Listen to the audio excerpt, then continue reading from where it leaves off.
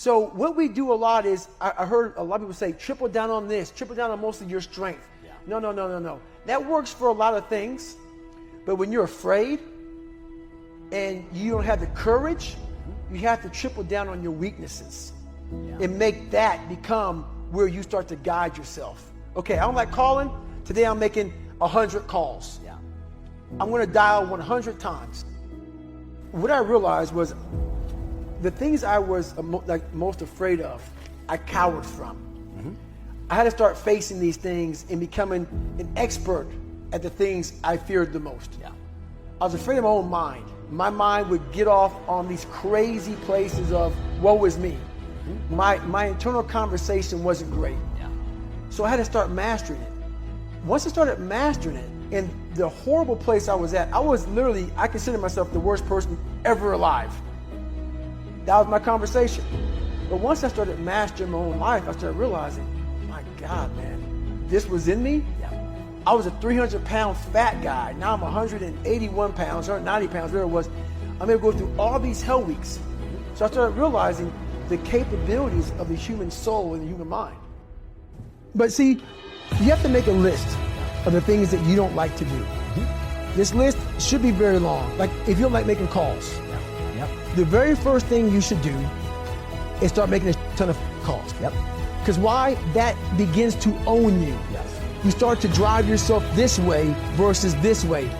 But you'll figure out, if you start making a whole bunch of calls, if you like calling, call a lot.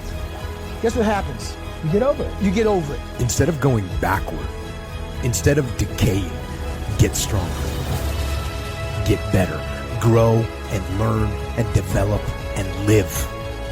Live in defiance of the weakness and in rebellion against the decay. Fight them as they creep in with their offers of instant gratification and immediate rewards. Fight them for every inch they try to take.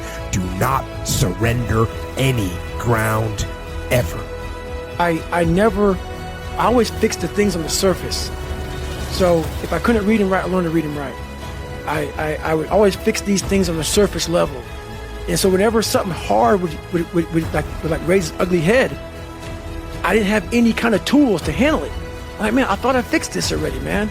But no, I didn't go deep into the dungeon of my soul and say, okay, what is making you a quitter? What is making you a weak man? What is making you afraid? And so that's why I kept on quitting, going back to start, or not knowing how to get through hard times. And that's why I always tell people, I'm not a theorist. I didn't study, I didn't study a fucking book. I literally put myself in a fire repeatedly like a sword. You put a sword in a fire repeatedly and repeatedly. If you keep on doing that, you're gonna get a nice sword. And then you keep on beating it. You gotta beat the shit out of it. And that's what I am. Yeah. I became that, I said, okay, we can't quit. We gotta figure out why you are this pussy. Why are you this pussy, man? What is wrong with you? What's going on here?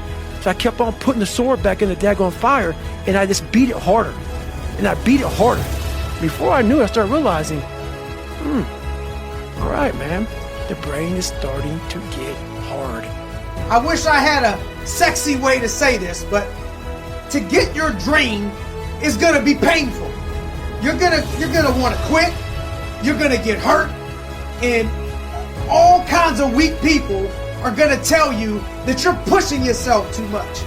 Only those people that have been there know what it takes.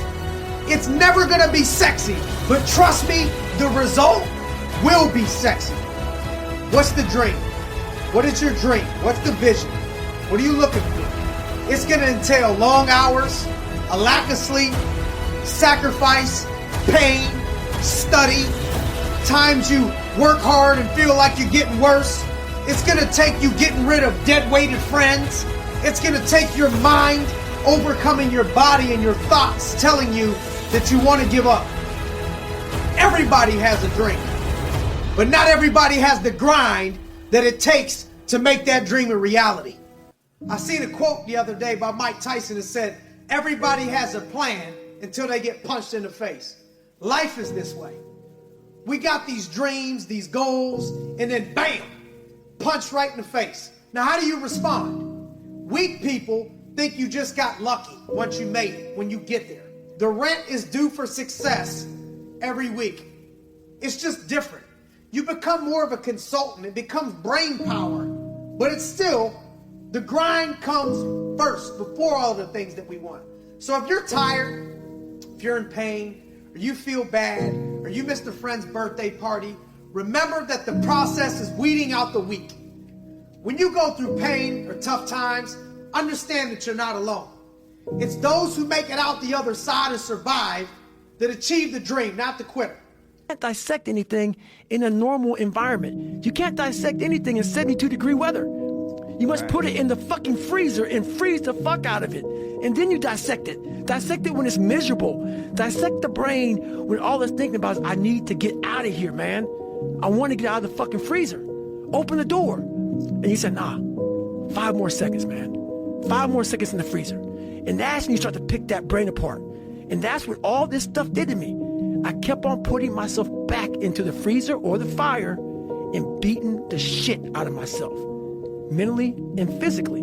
Before I knew it, this is what happened. If you don't face reality, you can't fix it. If you don't face your past, you can't learn from it. So what you have to do is you have to face them. You have to face what scares you. You have to face what bothers you. You have to face your weaknesses and face your fears and face your own darkness. Face them, own them, and overcome them all by stepping up and getting after it. Part of spiritual development is to recognize the satanic tendencies that characterize you and to fully wrestle with them and to integrate them. That's the thing. It's not so much to cast them away. It's to transmute them. You know, and you can see the difference between people who've done that and people who haven't, at least to some degree, because people who haven't integrated the shadow at all are naive. And you can tell that when you look at them, and you can tell that when you talk to them. And because they're naive, they're often resentful as well because they get taken advantage of. And someone who's integrated that more, they're dangerous in the martial arts sort of way, which is they're dangerous, but they don't have to use it because their presence radiates, what would you say? It doesn't radiate threat exactly. Well, certainly strength, but it's the potential for havoc. That's the right way of thinking about it.